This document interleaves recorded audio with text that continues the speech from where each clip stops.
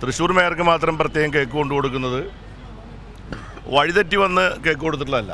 അതൊക്കെ എനിക്കതിൽ യാതൊരു അത്ഭുതം തോന്നിയിട്ടില്ല. കാരണം കഴിഞ്ഞ ലോക്സഭാ തെരഞ്ഞെടുപ്പിൽ BJP സ്ഥാനാർത്ഥിക്ക് വേണ്ടി നേരിട്ടും പരോക്ഷമായും പ്രവർത്തിച്ച BJPക്ക് വേണ്ടി വർക്ക് ചെയ്ത ഇടതുപക്ഷ ജനാധിപത്യ മുന്നണിയുടെ മേയറായിരിക്കുന്ന ആളാണ് ഇപ്പോഴത്തെ മേയർ. എനിക്ക് അദ്ദേഹത്തോട് വ്യക്തിപരമായിട്ട് യാതൊരു വിരോധവും വർഗീസേട്ടനോടില്ല. ഞാൻ വളരെ അടുപ്പുള്ള ആളാണ്. അദ്ദേഹം ജയിച്ച ഉടനെ, കോൺഗ്രസ് സിബിലായി ജയിച്ച ഉടനെ ഇടതുപക്ഷത്തിന് പിന്തുണ കൊടുക്കണമെന്ന് ആവശ്യപ്പെട്ട് ഞാൻ മന്ത്രിയായിരിക്കുമ്പോൾ അദ്ദേഹത്തോട് ആവശ്യപ്പെട്ട് ഞാനാണ്.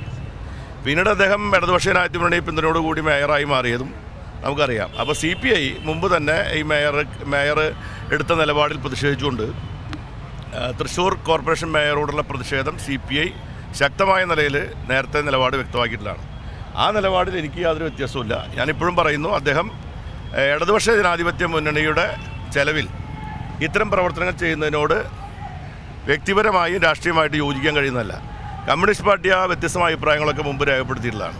അപ്പോൾ അതുകൊണ്ട് മേയർ എന്ന നിലയിൽ അദ്ദേഹം ഇപ്പോൾ ചെയ്തുകൊണ്ടിരിക്കുന്ന ഇടതുപക്ഷ ജനാധിപത്യ മുന്നണിയുടെ മേയർ എന്ന നിലയിൽ അദ്ദേഹം BJP സംസ്ഥാന പ്രസിഡന്റിൻ്റെ കയ്യിൽ നിന്ന് കേക്ക് മേടിച്ചത് ഒരു നിഷ്കളങ്കമായൊരു കാര്യമായിട്ട് എനിക്ക് കാണാൻ കഴിയുന്ന കാര്യമില്ല. അത് ഞാൻ എൻ്റെ അഭിപ്രായം രേഖപ്പെടുത്താൻ എനിക്ക് മടിയില്ല.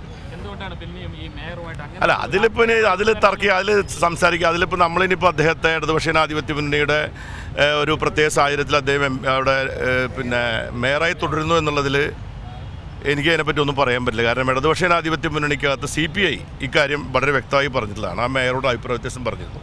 അത് രാഷ്ട്രീയമാണ്, വ്യക്തിപരമല്ല. കാരണം അദ്ദേഹം ഇടതുപക്ഷ ജനാധിപത്യ മുന്നണിയുടെ ഒരു മേയറായിരിക്കുന്നിടത്തോളം കാലം ഇടതുപക്ഷ ജനാധിപത്യ മുന്നണി രാഷ്ട്രീയത്തോട് അദ്ദേഹത്തിന് കമ്മിറ്റ്മെൻറ്റ് ഉണ്ടാവേണ്ടതാണ്. അങ്ങനെ ഒരു കാലം അദ്ദേഹം കഴിഞ്ഞ ലോക്സഭാ ഇലക്ഷനിൽ തന്നെ അദ്ദേഹം NDA സ്ഥാനാർത്ഥിക്ക് വേണ്ടി പരസ്യമായി പ്രവർത്തിച്ച ആളാണ്. പുതിയ വാർത്തകളും വിശേഷങ്ങളും ഇനി വിരൽ തുമ്പിൽ. എല്ലാ ഡിജിറ്റൽ പ്ലാറ്റ്ഫോമുകളിലും ഇപ്പോൾ Zee മലയാളം ന്യൂസ് ലഭ്യം.